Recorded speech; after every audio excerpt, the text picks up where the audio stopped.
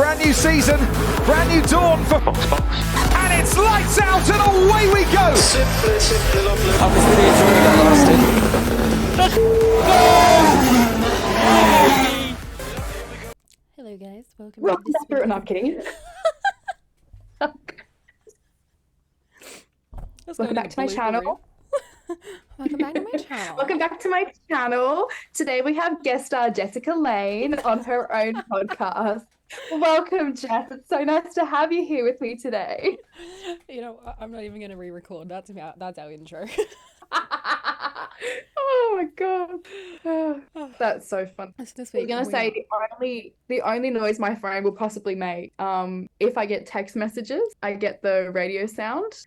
And when my phone gets to 20%, it calls out and it goes box box box box. So it reminds me to actually put it on charge. Okay, I haven't gone that far. Well, yeah, I have. So I just think it's funny because every time it hits 20%, all you'll hear in the house is just box box box box, and Tom from Rooms Away just goes, charge your phone. So it always causes humor, but at least then it's still endorsing your podcast. You're like, oh, free promotion. Box box. Someone's like, what is that? Is that Formula One? I'm like, no, it's my friend's podcast. Wait, I can re-record it for you. Formula One you talk about. Box box. Every time box, it goes box. up, I charge you. Every time it goes up in public, I'm like, Jess, that's 50 cents. Oh. Right. So this week we are discussing. We're doing a little Las Vegas preview. I feel like you need that audio where it's like, what's up, Daniel? 2 words max. Las Vegas. That's the audio you need. Hey Daniel, what took you so long? 2 words, Max. Las Vegas. I'm just like I've had Doja Cat, Vegas in my head. Oh, Austin Butler, Elvis movie all week. Elvis, yeah. I knew what you meant. I've never seen the movie, but I've listened to that song on repeat. I'm a big Doja fan though, and her songs are so fun. But Las Vegas. I refuse to say it any other way than how Max does in that video. I also like that it's very candid when asked what was the thing he was looking forward to, and he was just like gambling. Like, what else do you do? even well, I mean, it's not like his answer could be anything else. You look at the track, on the curbs of the track, they have put down like every suit of a deck of cards. Yeah. The whole way, the whole track. The track is an absolute. I do not understand what's going on there, and I don't know what went through someone's head when they designed it. Like, It's also, what were they thinking with that pit exit? I can't. It makes me feel a little bit physically ill inside because I can just imagine. I can see the shit show it's gonna be. Cold tires, hit exit comes out in the middle of the apex of turn 1. What could possibly go wrong? I'm gonna have an aneurysm. I'm gonna be so stressed. I'm really struggling to fathom it. They've got so many straights, and long stretches of straight, like absolutely mammoth. And their pit exit is on a corner and on a sharp. Like, what? Yeah, I can't wrap my head around it. It's just one of the many aspects of this Grand Prix that was not very well thought through. No, not at all. It seems very hasty in that they've just gone, hey, we want a Vegas Grand Prix, and slapped a few things together and called it a day. I think they've put more effort into the party and everything around that. Which is, to me, seems like typical Vegas. Yeah, I mean, here's our budget. Let's put 50% into a party and 50% into the actual race. Yeah, and it's just, I think they probably split that budget 75 to the party and 25 for the race. Because, I mean, they didn't even fathom that it's going to be cold in the desert in winter in America. How did they not The whole thing feels so unorganized. I've gotten that vibe at a few different fun events now. Like, there were especially this year. This year just feels so unorganized, and I'm just, I don't know, just a little bit disappointed in that retrospect. I feel like this is a great GP for Max's engineer. I feel like he's going to be put through the ringer because I don't think it's going to be straightforward. Talking in the braking. Don't talk to me in the braking. There's not going to be much braking. It's all straight. So GP's not off the hook this time. But I feel like it's going to be a shake-up. I have this feeling we're going to have a shake-and-up grid simply because no one can keep the car on the fucking track because it's going to be so cold. How many F-bombs that I just dropped? But then I'm also then thinking with how many straights we have, like we could have quite a lot more DRS zones. We could potentially have some really great overtakes, specifically noting Lando, because Lando is really good at his overtaking. I know I knew it would make you Still got happy, my but necklace on for his birthday. I'm not saying like it because he is one of your favorites, but I'm saying it because notably he does have some of the best overtakes this entire season. Like he has been 100%. really, really well done. Like, but then again, like I said, coming out of that pit exit, we could have all sorts of crashes, all sorts of who knows what, cold tires, cold track. I feel like it's going to be very similar to Monaco, where you're not allowed to go over that pit exit line, and if you do, you get a penalty. I think that's the only way they're going to be able to manage it. I agree. Surely, if there is two girls in Australia who can come up with this, who do not work for the FIA and do not have the qualifications that some members of the FIA have, and we can establish this, surely the FIA can do it. We're giving the FIA too much credit here. I mean, okay, they forgot that it gets cold in the desert in winter at There's night. just so many things. They've changed it though for the calendar next year. Las Vegas is in a different time, like isn't a it? couple of months earlier. I think it's like still a bit October, but I think they're still trying to set it up to be the finale. I thought I saw that Qatar was moved as well, but I could be wrong. I think it's Qatar, Abu Dhabi, with Las Vegas before it. I think it needs to change because I really didn't enjoy seeing how many drivers were quite literally about to throw up when they got out from heat stroke. That to me was just not fun. Well, there's really not much change at all then to Las Vegas. It's still going to be on the 21st to the 23rd of November next year. But then a week later, you've got Qatar and then Abu Dhabi. Yeah. So I think it's the only way they're going to get around it is if they stop catering to a European audience with an American race and put the race during the day and not in the middle of the night. I'm salty purely as an Australian that America has 3 races and we have 1. Well, that's because Melbourne has an exclusivity clause, so they can't bring another one to Australia, even if they wanted to. Yeah. If America can have 3, which I want to say, so far, out of the 2 that we've had, only one's turned out good. And that was Austin. And that's because Austin has done it before and they've done it well and they know what they're doing and everyone enjoys Austin. But Miami was a bit of a shit show. Miami is just an influencer fest. It's more about getting people in and all of that than about the racing. It was purely the aesthetic. Yeah, I mean, I'd still love to go, but see, that's not one I have on my list. It's not really that high up, but it's like it's a Grand Prix. If I get an opportunity to go, I'm gonna go. But fair enough. I would happily go to Austin. Break out the cowboy. I don't think I'd break out them cowboy boots. You know, I've got my old cowgirl stuff from when I was growing up. My old farm boots, my old farmhouse, my old farm hat. Sorry, my brain's not working. When did you buy a house? I wish so much. No, but I would love to go to Austin. Yeah. And I think the vibes at Austin, like the crowd is really, really receptive to the race. And it just seems to be a bit more focused on the race. Yes, all about that Austin aesthetic, but more towards the race. Yeah.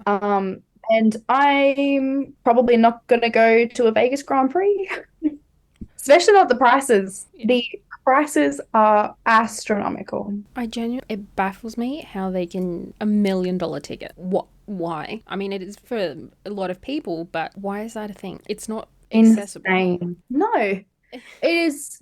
They are quite literally turning around and saying, we're going to have this really amazing thing on, but only the uber wealthy can come. Yeah. They are making it as exclusive as possible. But I think they've gone too far and made it too exclusive, given some of the tickets have gone like a down 50% in their pricing compared to a month ago, 2 months ago. Yeah, I noticed that this morning when I was doing my little sneaky bit of research before. I was like, these are a lot cheaper.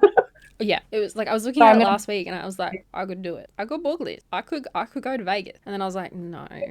And then I was told that I wasn't allowed to go. But I was like, I'm 23 years old. I want to go to a Grand Prix. I'm going to fucking go. But I pulled that card for Singapore. I can't pull that card twice in a year. I feel like there's a bit of a difference between Singapore. It was only America. An 8-hour flight. And America. Yeah. I probably wouldn't let my child go by themselves to America. Oh, no, I invited Dad, but he's having a shoulder reconstruction tomorrow. Oh, okay. So he was like, not the time. I was like, just push your surgery a week. We can make this work. Workers' comp will cover it. I was shut down.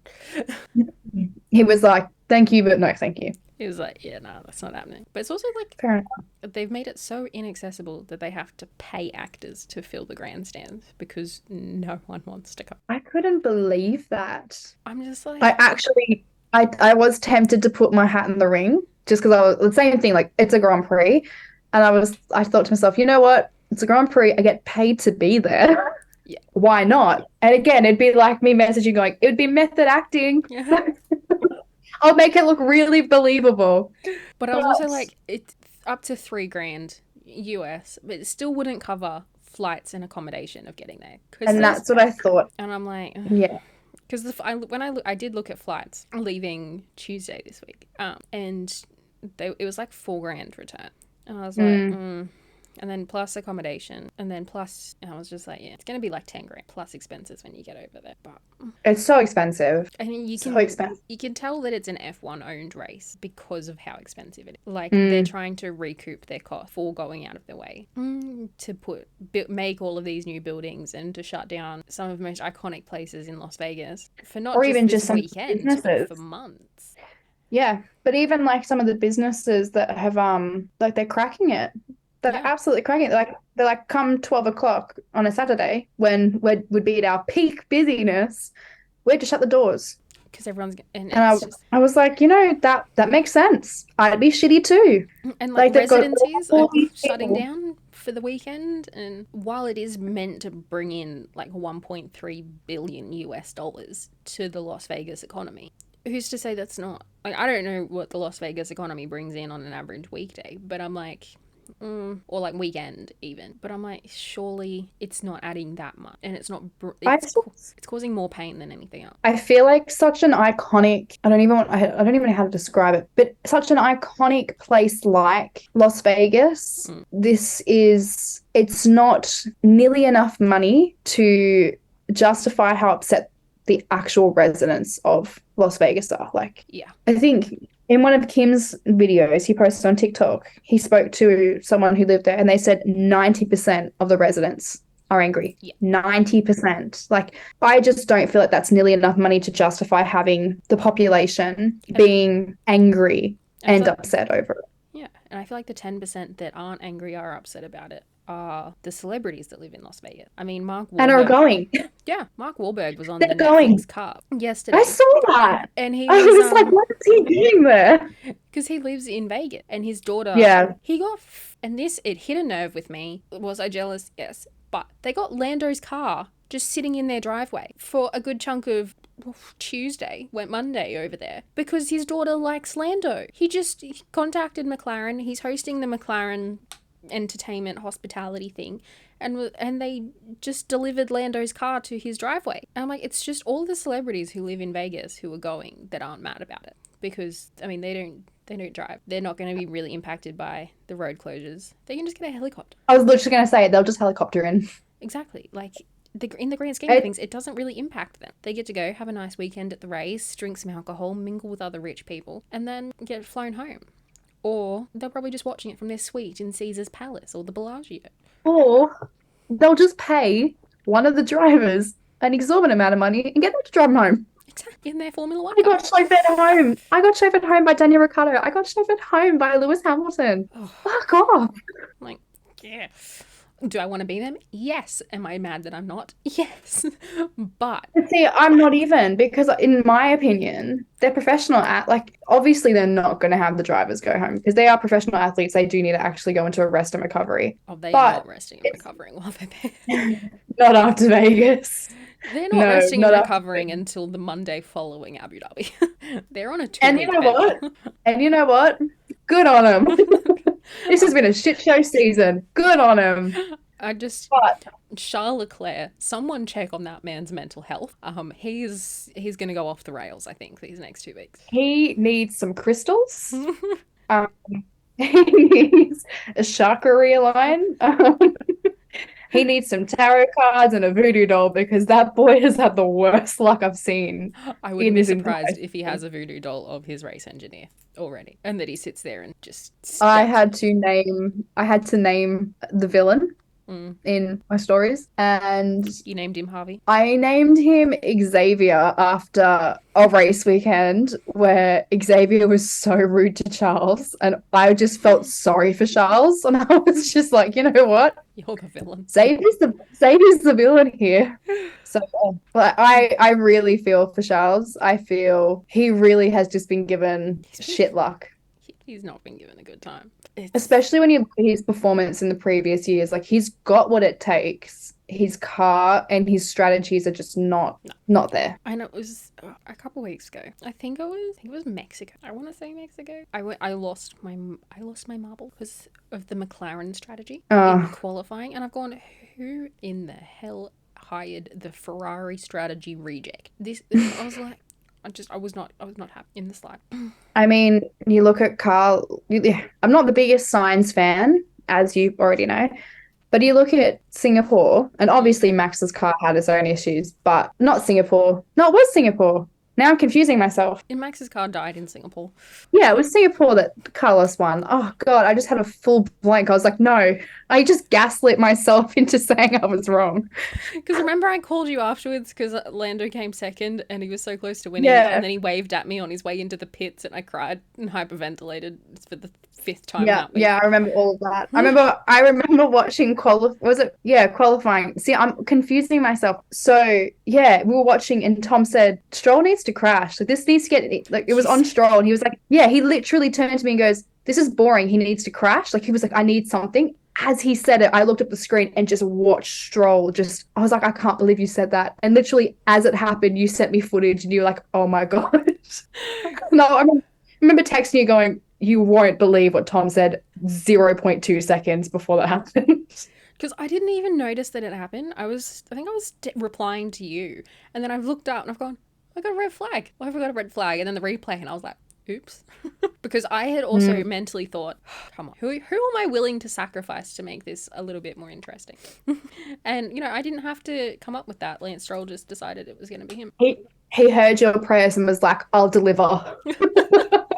I'm going to floor it through this corner twice the speed that I should, lose control, hit the curb, off we go.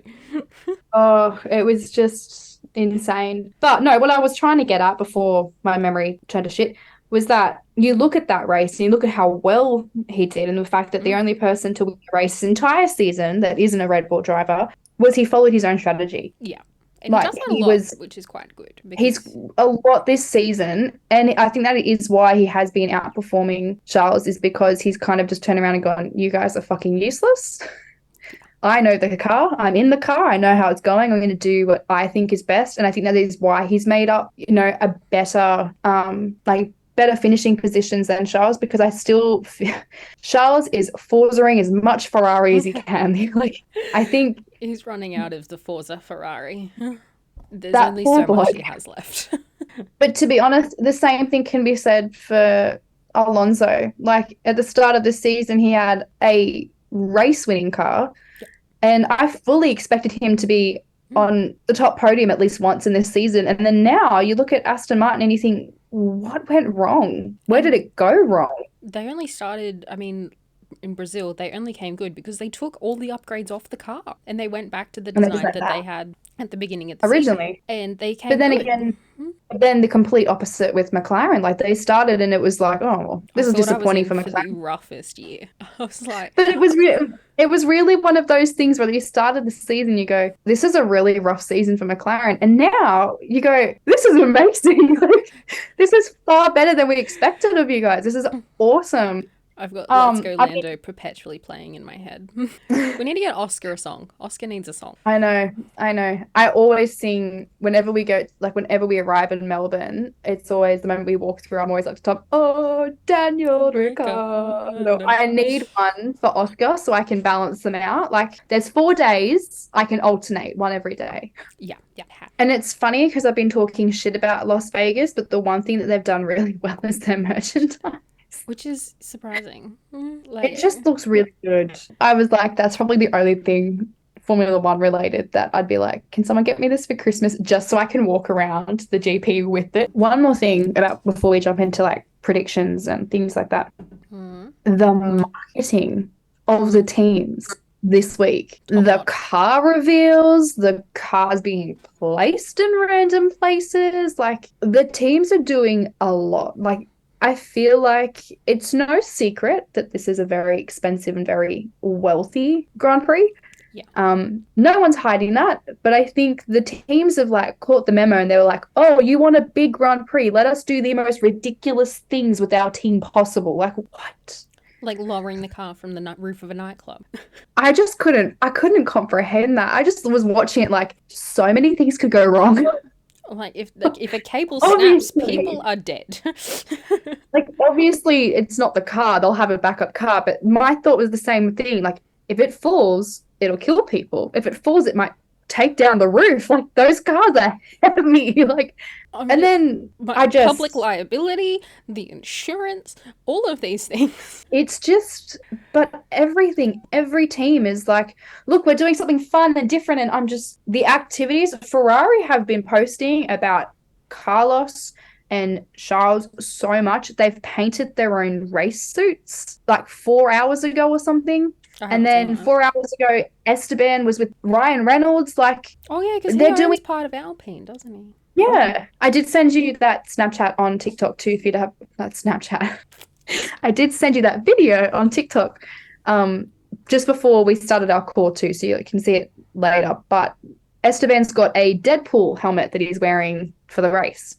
Shaking it up from his Spider-Man one, but yeah. So he was meeting with Ryan. He was like, "Hey, look at this!" And Ryan, being classic Ryan, was absolutely hilarious and turned around and goes, "I didn't bring anything big for you, but here, have this bracelet." And it was one his daughter's made for him, and it had Daddy written on it. I was like, "That's so typical Ryan." But love him. Like, they're all doing so much, which kind of brings the question of why aren't these type of things happening for other races in different countries? I suppose because every other race is sort of established, and this is still. I just feel like, I don't know. It's something. I mean, they started doing it with Miami as well last year when they introduced that, and it's because it's something new, it's something fresh, and they can sort of play around with it. Whereas I think with every other race, they have, like, they're more historical, so they have less that they're able to do with it, I guess. Maybe, but I'm just finding, personally, in my opinion, that has absolutely no proper statistical or logical backup. It's purely just my observation that the second leg of the season, teams seem to be having more fun, having more activities, like doing more engagement type things. And the first part of the season, there's just none of that.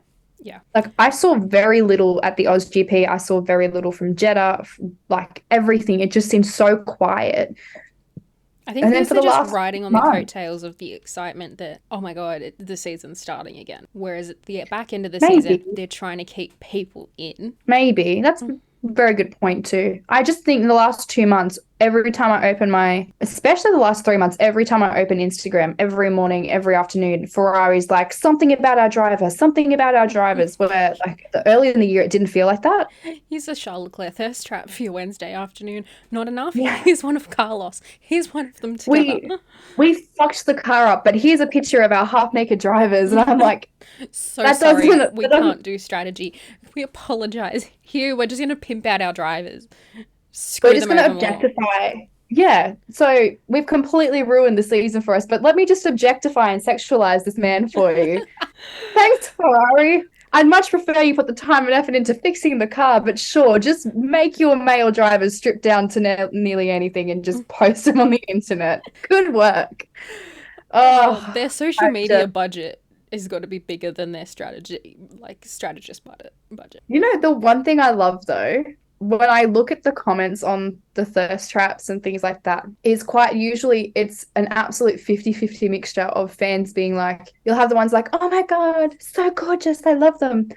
And then those ones are usually mixed in with some horribly dirty comments that I will not recite. But then the one directly after it will be, can we stop objectifying them and actually talk about the car? Can we talk about what's wrong with the car? Like, it's so 50-50, and it makes me so happy that there are other people out there going, they're gorgeous, absolutely gorgeous, flawless men, absolutely. But at the same time, I'm so happy that fans are like, cool, we know they're good looking. We're fully aware of that, but can we follow them for the thirst traps that they consent to posting. Yeah, but can we not use their attractive features as an excuse to like? What can we not try to do that to distract the fans from the fact that you fucked up? Yeah. Like, fun little game. I just every time I open my phone, even to check a text message, it'll like pop up with being like Twitter notification, and it's like a team being like, "Look what we've done for fun today," and I'm just like, no, I'm honestly tired. I can't do anything without you guys being like, Las Vegas, stop it.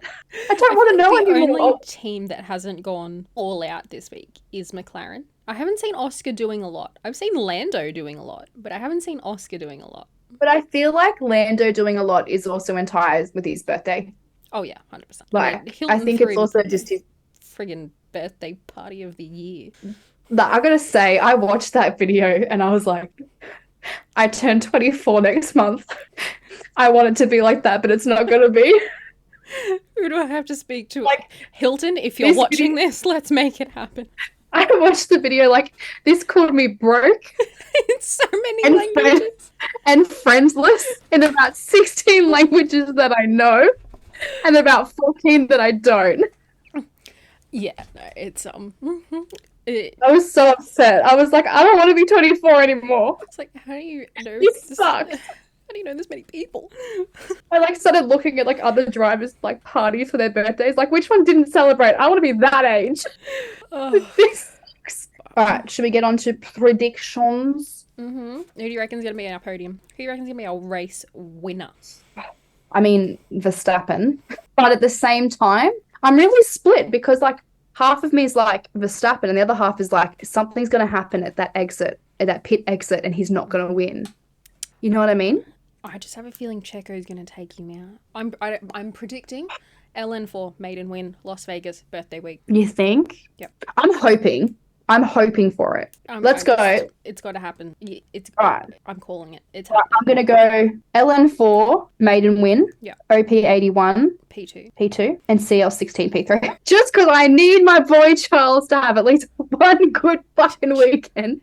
I just need another podium without a Red Bull on it. I just need out the season. I feel like Charles just needs a podium to feel better. Yeah. He's been through, and the one thing I love and hate about Charles is that he's so transparent and candid, but he can't hide shit. And so when he gets out of that car and he does his interviews and he is obviously upset, disappointed, you know, whatever emotion he has, not only does it reflect on his face, but it is so clear in his eyes. Like, even if he makes his face neutral, you only have to look into his eyes and be like, oh, he is not okay. He's pissed. And I just need one interview where he's like, all right. Yeah. No, my predictions: LN4 P1, OP81 P2, DR3 P3. Look, I was hoping for a DR podium, but I was just thinking that perhaps with the fact that he's in an AlphaTauri, it might be a P4, P5 for DR. I'm just going to go full delusion. He's going to be P3. You know what? I live for the Delulu. Why? He's going to be up there with the McLarens and it'll just be like, suck it, Zach Brown. He wasn't the problem. He never was. No. But it's just going to be like another kick, like, I'm good enough to be up here with your two drivers. Yeah. In the car that was coming until a few weeks ago. I just feel like it'll just be like I said to you yesterday, love McLaren. I have a problem with Zach Brown. Oh yeah. We don't talk about Zach Beige podcasting. Done. Easy done. Where do we think teams are going to come overall? How do you think teams are going to perform? I think Mercedes are going to struggle again this week. I don't. I just have that feeling. And again, I could be horribly wrong. I'm going purely off gut instinct and not off logic with this. I have a feeling Mercedes. I just have a feeling Mercedes aren't going to make it. Like, they're just not going to be where they need to be. I think Aston Martin Alonso, specifically Alonso, he'll be up there. I just have that. I'm like, the car's good again. They're taking all the upgrades off. Ferrari, I'm hoping are up there, but honestly, you just can't fucking tell with their strategy. You can't. If nothing happens to the Red Bull car, if nothing happens, Sergio will be at the end. Max will be at the front. Yeah. Sergio will be struggling to get his car into P10. And Max will be dominating up the front of the grid. I think that's and I think McLaren will probably be in the top 10 for sure. Yeah.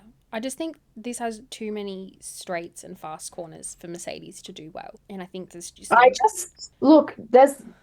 Yeah, 100%, like 100% on the logical side, that's exactly right. Like I said, going off gut feeling alone, when I just don't feel that they have it, and I don't feel like they're going to have it. Yeah, 100%. And I'm just not, as much as I love Lewis and George, I'm just not banking on them because I just know that I'm anticipating I'll be disappointed. They had that good weekend a few weeks ago where where Lewis came second, and he was, you know, for a while there looked like if he kept it going, he could challenge Max for a win.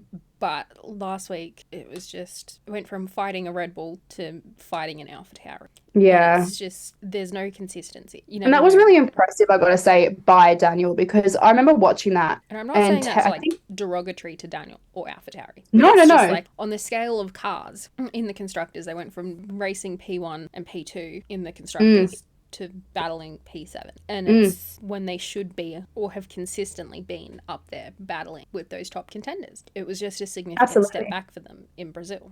Oh no, definitely. No, I'm just talking about it from the audience point of view. I remember watching that. I remember everyone saying that Lewis could easily overtake. Was it Lewis or George? Oh no, George's car died in Brazil. No, that's right. Yeah, that's right. No, it was again, brain memory gone. I remember them saying Lewis could easily overtake Daniel, especially considering the machinery they were in. It all comes down to Daniel, and he put his car exactly where it needed to be to maintain his position. And it just goes to show that he is a fantastic driver, and he really understands the sport properly, because even in lower machinery, he was still getting higher results. I think you mean Yuki, because Daniel was a back marker because he was a lap down. My brain, yes. But you know what I'm saying, though. Yeah, just to clarify for everyone listening. It's not my week. Oh my lord. Okay.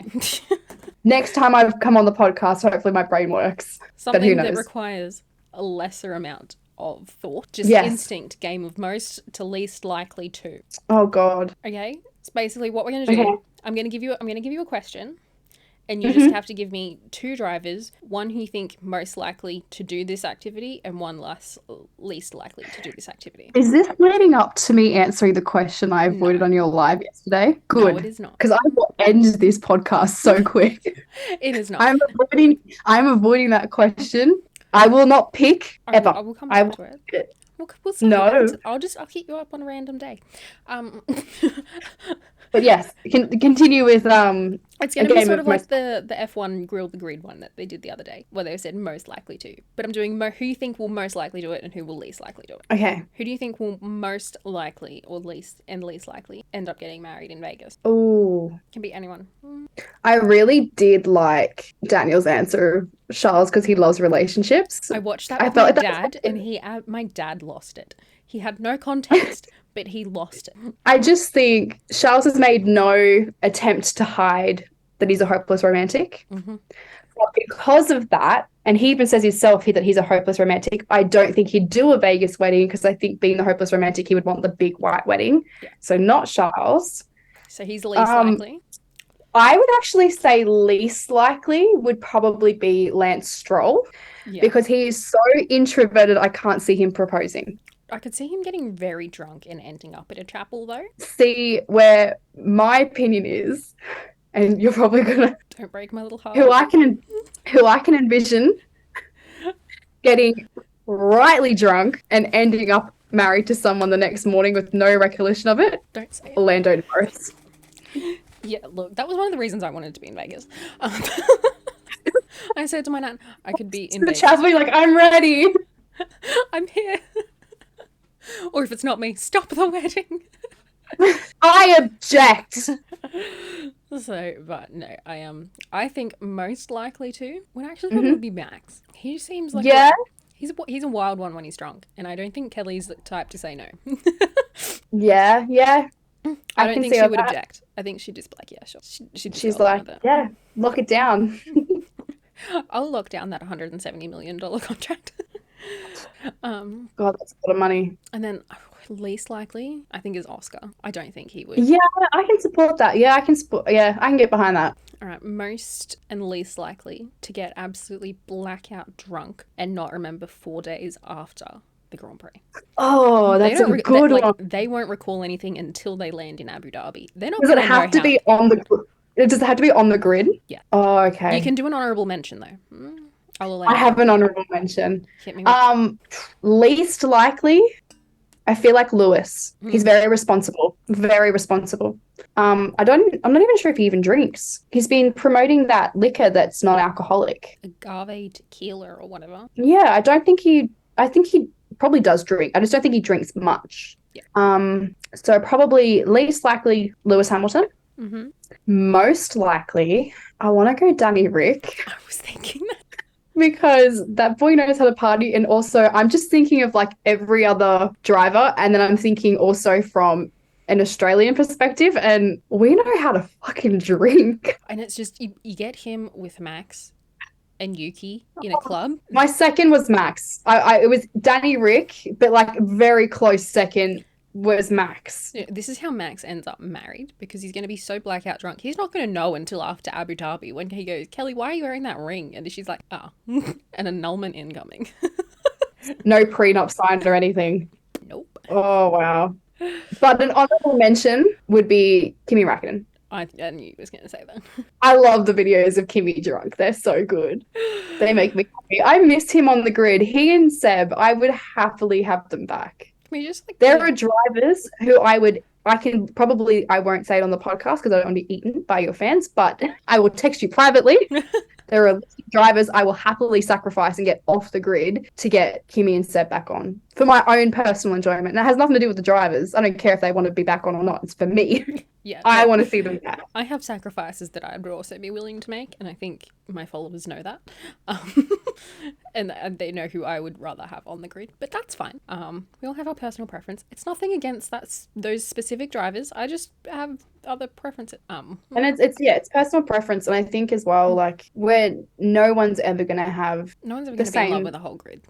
Let's be honest. No, and that's the beautiful part about it. Next. Most and least likely to crash and burn during the Grand Prix. Roman Grosjean. Not the type of burn that I meant. Sorry. I knew that was wrong the moment you said it. I was like, don't worry, I had that thought as soon as it came out of my mouth. I was like, oh no. She's going to do the unthinkable. I was like, please don't say it. So like crash the car, safely make it out, but the car may catch fire. Yes. Okay, most likely Logan Sargent. Yeah. That boy has crashed so many times. He's currently leading the Destructors Championship. I know. At least he's leading something. Anyway, exactly. I actually want to say Valtteri Bottas. Really? Yeah, because the Alfa Romeo is too slow for him to crash it. No, he wouldn't have to crash it. It would just stop and then catch fire because the Ferrari power unit's overheated. Probably. I'm going to stick with Valtteri. Fair. My most likely to crash and burn, Lance Stroll. Sorry, Strolly Polly. It's not enough in person. I just saw what you were capable of in Singapore firsthand. I just walked past and went, wow, I know my answer to that question. My least likely to, I'm going to go Max. He hasn't had a crash. I did contemplate Max, but then I remembered that to save his cat, he broke his door, which I fully support. I would 100% do that for my cat. Oh, 100%. I'd do that for any cat. But I was just like, if that man can break a door that easily, he could 100% smash his car if he wanted to. Well, I mean, yeah, he did almost crash in Brazil watching Checo and Alonso battle it out. Yeah. I was just thinking of how easily he gets distracted due to how bored he is behind the wheel. And I was like, I'm just not going to put him in that position. I don't want to be like least likely Max and then straight away on Vegas he's just like, look, I'm saying as he crashes, he's just like, fuck Allison.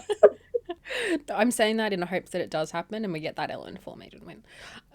I mean, yeah, I'd be happy to see someone else on the top podium. Same. I'd like just more than Carlos Sainz. Happy for Carlos, happy for Hot Chili Pepper, but I would like some. Yeah, me too.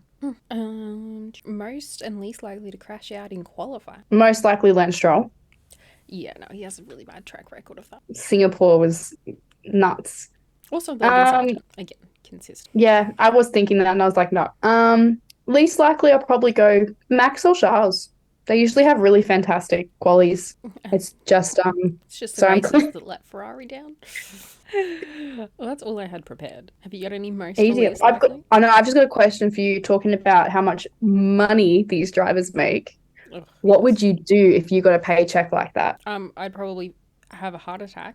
I'd probably look at it and be like, what? I think you made a mistake. There's too many zeros.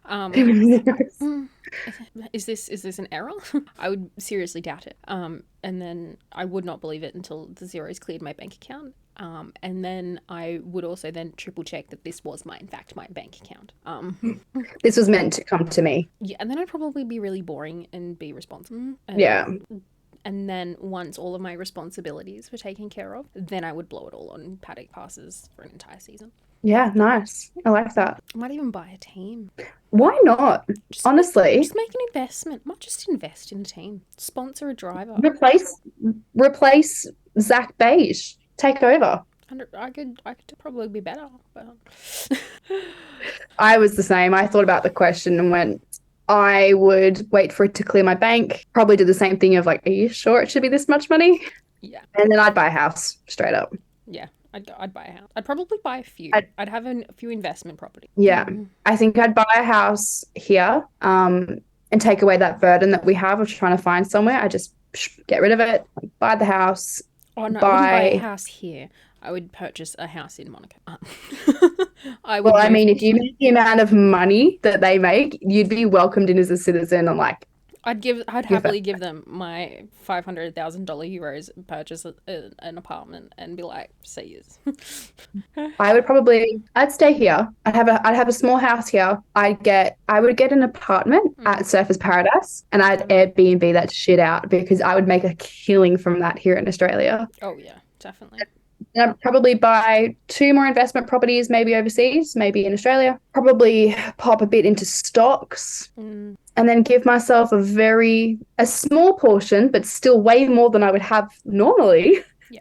And I'd probably blow it on something like I'd pay for Tom and I to have paddock passes for every GP of an entire season, like just follow it around the world. And traveling first class, staying in great hotels. I don't even care about traveling first class necessarily. I'm happy to do economy on the plane, but yeah, and I don't even care if the hotels aren't even that fancy, just, decent. And after flying just enjoy it. Premium economy to London, I cannot go back to going economy. Oh, really? See, I've never been on an international flight except for New Zealand. It was like, if I'm doing a long haul and like a really long haul, I've got it. I'm going to spend that extra dough for the comfort alone. Enough. So, and just like the extra route, but fair enough. Yeah.